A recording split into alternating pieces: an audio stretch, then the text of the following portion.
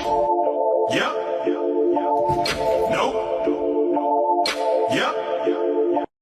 Why are first queer relationships so intense? Being in the closet through all of my teens and all of my 20s almost just didn't allow me to explore in the ways that my friends were exploring love. In a way, when I'm connecting with women, I feel like I'm making up for lost time. Like there were so many milestones that I didn't hit in my teens that so many of my friends did, where you're having a really big crush on someone and then you're going on a first date and having your first kiss and you're really excited and really happy about where this is going.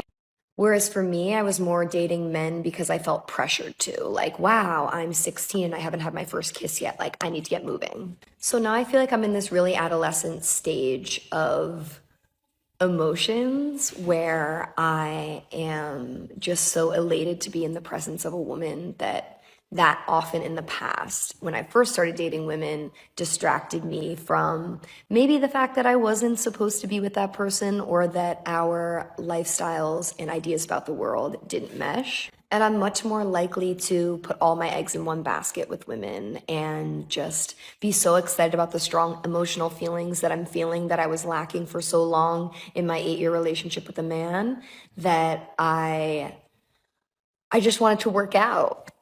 And so now that I'm here and I'm queer, I'm ready to connect and I'm ready to love and I'm ready to be fully emotionally available to someone. But not everyone in their coming out journey is at that phase, and not everyone who is already out is at that phase. And so I think that really just taking my time and being intentional with connections has helped with this, but queer relationships are so intense. But I love that about queer relationships. And I think that intensity was something I was lacking for a lifetime. So I'm glad that it's here now.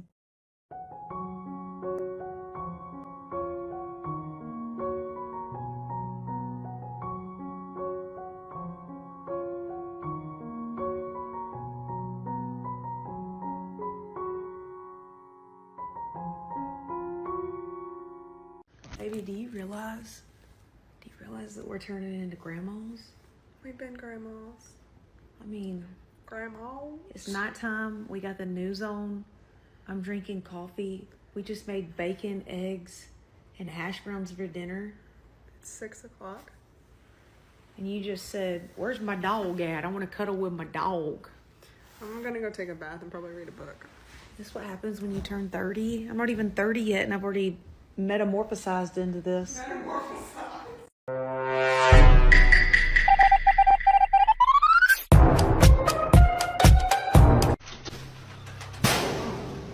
knew there was something off about you.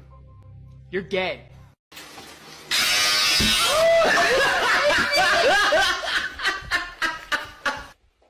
Baby, the best part of me is you.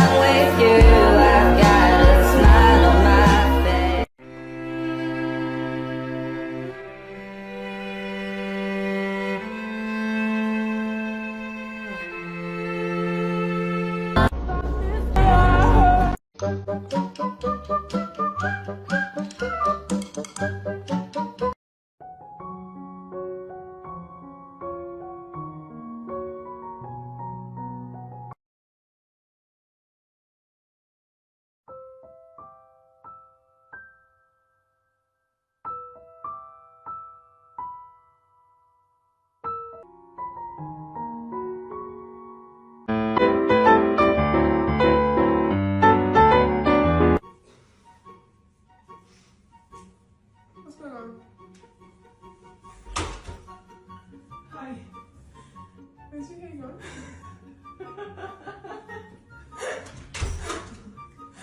It's gone. How? You cut it? I got it.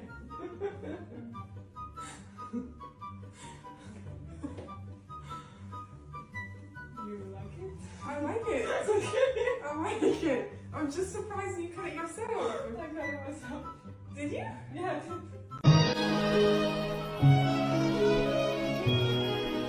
Reduce your expectations to 0. Why is it when like LGBTQ relationships are talking about like living with partners or like anything with partners and they're like, oh yeah, well we've only been together for 3 months, but we're already living together. And then someone else will chime in and be like, oh yeah, no, but that's like 6 years in lesbian world. I'm sorry, but I didn't realize we were like the equivalent of dogs. You know how like there's 1 human year to 7 dog years? I didn't realize that's how it worked. Are we on some kind of different timeline scale? Like, what is going on? Why is it immediately justified as soon as someone says, yeah, but it's this many years in lesbian years? What? When I first started dating women, when I came out at 31, I was just blown away by how soft women's bodies are. I would like hold her hand and be like, wow, her hands are so soft. Or I would touch her face and just be like, I just want to like literally touch her face like that because I wasn't used to just like soft skin and soft bodies, and I just love that so much. I had previously only ever dated men before I came out, and just the contrast was amazing for me to experience. I never liked how hard men's bodies were, or like facial hair. I really didn't like it. I always felt it like so uncomfortable when I would touch it, or if like, you know, basically if I would touch it, and it's just so nice. I just love women. Women are just, This feels like a new, just to be with you. Oh, just to just be with you. I am about to save you so much time and heartbreak right now. If you're dating someone and you're wondering if they're the one, this will tell you conclusively whether or not your person is the person for you. I call it the home video test. If you watch a home video of yourself as a baby or a child with your significant other for the first time, and they are anything short of gobsmacked by how cute you were, and I don't care if you were really cute or not, like it isn't about objective beauty standards for babies, they should be melting to the floor into a puddle of goo. And if they're not, they're not it. They're not it. This was, in hindsight, one of the earlier signs that my ex was not the one for me. He literally watched home videos of me as a baby for the first time, and he looked bored. He looked bored. And this was the honeymoon phase. Like, we were supposed to be madly in love at this point. I'm telling you, if they are not overwhelmed with adoration, I got 5 pieces of candy. I got a chocolate bar. I got a quarter. I got a rock. Although I sometimes call myself queer or gay, depending on the context, I very specifically identify as a lesbian, and especially when I'm on TikTok, I'm pretty much always like calling myself a lesbian, or if I'm making a video, I'm like titling it something for lesbian. Personally, for me, I never had an issue with the word lesbian. Like, I never felt weird about it. But it did take me a really long time to, like, accept that I was only attracted to women, if that makes sense. Like, that was the harder hurdle to get over. The word for me, like, didn't really make a difference. Part of the reason I started always using lesbian when I came out was I was out as bi for, like, 10 years. And so to me, like, queer especially, I was obviously using queer when I was out as bi. Even gay, like, to me wasn't very specific. So when I then came out as a lesbian, I, like, wanted to be very specific about it because people, for the most part, like, knew that I was attracted to women already. The only way to get over your, like, fear or anxiety or weird internalized stuff about saying lesbian is just to say it, like, a lot. Like, call yourself a lesbian a lot and interact with lesbians.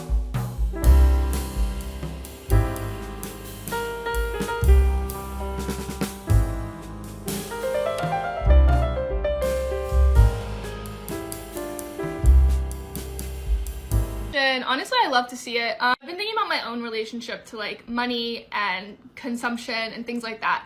Anyways, what I was thinking about today, which I've definitely either read something about or seen a TikTok like a while ago about, the way that like our ideas about like coolness or I mean, you could go deeper, value as a person, but like let's talk about like the cool girl, like what makes someone like cool. And it's so deeply intertwined with consumerism and like what you're purchasing and what you have, what you own, like material objects. This is not anything groundbreaking, I realize. Like, I'm not saying I'm the first person to have this thought, clearly not. But I've been thinking about it a lot in the context of like, you know, why is it what we purchase? I mean, I know the answer, it's capitalism, but what we purchase is like a reflection of our coolness. And I think especially I see this in fashion. Spoiler alert, I personally think a good portion of good style is just having money. Like, not that every rich person has good style, but another interesting thing I've been thinking about is just how, because work takes so much of our time, we don't have time to like be cool. And I say we very loosely, like I'm talking about myself.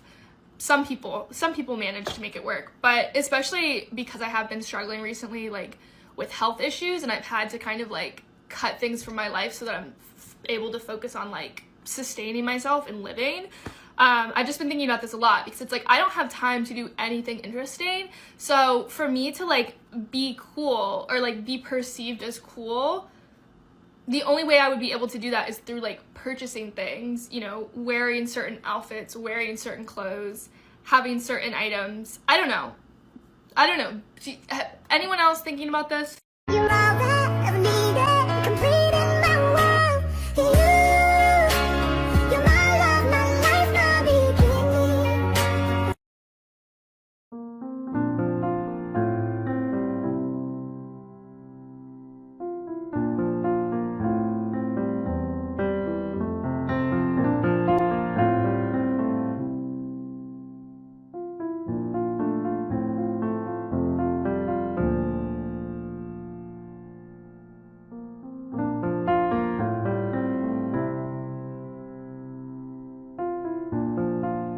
If you be the cage, I'll be the rubber band. You be the match, I will be a fuse. Boom, painter, baby, you could be the muse. I'll report it, baby.